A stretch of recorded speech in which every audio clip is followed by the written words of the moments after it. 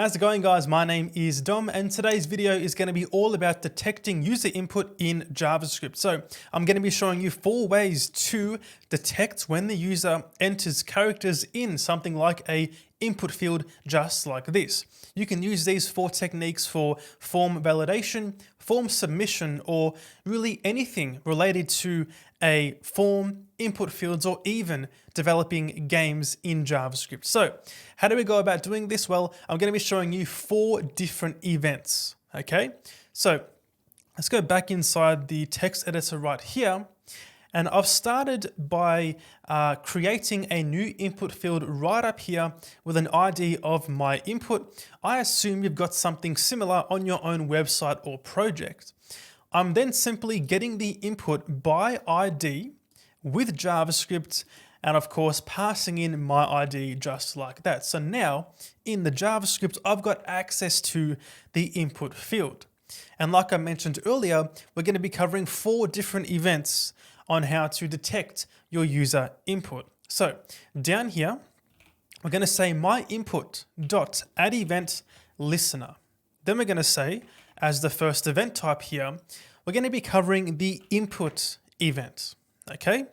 Now, when the input event fires off, we can simply pass in this function to run, of course, whenever the input field or whenever the input event fires off. Now, this event is going to fire off whenever the input field receives input of any kind. Okay, so let's simply say console.log my input.value. The value attribute is of course going to be the value of the input field at the time of this event. Okay, so let's save this here, go back in the browser. I can now type some characters inside the input field. I can say, for example, DOM, and every time this input field receives input, I've got console logs on the right side. Okay. Now, this is not limited to keyboard. So, for example, I can just copy these characters and then paste them, and the event still fires off. So, any input given to the input field is going to trigger this event. So this is more if you want quick checks to run. So if you want your validation or your checks to run on every single character, you can do something like this. This might also be used for characters remaining counters in the bottom right corner. For example, 5 characters of 80. You may want to update that as you go and so on. So that is your first event. It's going to fire off every time the input field receives input. The next event is called the change event. This one here works in a similar fashion. I can change this input event to be change, okay, just like that. Then back in the browser, I can type in DOM just like last time, but this time we do not get those console logs, okay? This is because the change event only fires off when the input field is changed and the user is done entering data. And by done entering data, I'm talking about when they lose focus, just like that, on the input field. I've clicked away, it is no longer focused, so the event fires off. Now, keep in mind that if I was to go back on the input field, I don't change anything, then I lose focus again, and it doesn't fire a second time. So it only changes when I lose or when I actually change something like this, then I lose focus and it fires off. So this one here is probably what you want to use in most situations. It's perfect for validation because it's only going to warn or you can use it to warn your users of errors in validation, but only when they're done entering that data. It might be annoying for your users to have to receive errors on every single character, whereas if you do this way, it only means that it's going to fire off when they're done entering some data. So like I said, this one here is probably the one to use in most situations. We can now take a look at the key events. So we have key down and key up. Let's begin with key down. Now, before I continue, I just want to say quickly that with the key events, you probably shouldn't try and get the value of the input field inside the event listener or the function for these key events. And I'm going to show you why right now. So let's go back in the browser. Using keydown, this just means whenever a key is pressed on the input field, for example, I can type in D here,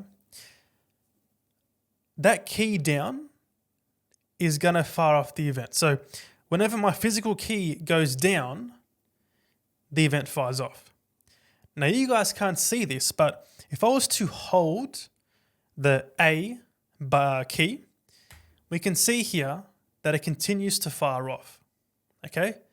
So it looks like it's working similarly to the input event, but just remember that this is going to fire off for any key down on your keyboard.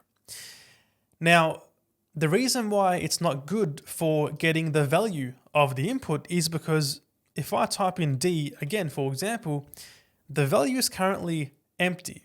So essentially, the value of the input field is updated after this event fires off. So it's unreliable for things like this. If you want that, use the input one. But this right here, this is good for things like games. If you want instant reactivity to when someone presses the right button, you want the character to go right, for example. If you want that instant that instant reaction, you can do so using this. Hey, what I forgot to mention in this segment in regards to the key down and the key up event is that when it comes to building something like a game and you want to move your character left and right, for example, you probably don't need an input field to do that. So you can actually apply these events to the document.body object instead. That way, you don't need an input field to move your character left and right as an example. Combined with the key events, so key down and key up, you have inside here the event object. So I can type in E right here inside the arguments. Then I can say console log E instead, save this, go back in the browser. I'll press the right arrow key and we get this keyboard event object, just like this. And you can see here you have the code telling you which button was pressed. You can say e.code and detect that key. Now, ideally, you should use the key property instead of the code property, but you get the point. You got the key and you can check which characters were pressed. And like I said earlier, this is perfect for games or anything that requires instant reactions. Okay? Cool. The next one is going to be the key up event. This one here, as the name suggests, is going to fire off whenever the key goes up. And this is probably one of the least used, I would say, because, there's rare situations where you actually want to fire an event only when the user presses up. Let's go back in the browser here. Let's hold the A button. No event so far. I'll let go and the event fires up. So this is kind of similar to the change in that once the user is done, I guess, it kind of fires off, but not really, but you get what I mean. So, this is rarely used, right? And much like the key down, you most likely are going to be using the keyboard event here to get some more information, particularly, like I said, with the key property, okay? So maybe for games and things like that. But those are your 4 ways to detect a user input with JavaScript. I encourage you to lean towards the change event or the input event for most scenarios. So I hope you guys learned something in today's video. If you did, make sure to drop a like and subscribe to the channel, and I'll see you in the next video.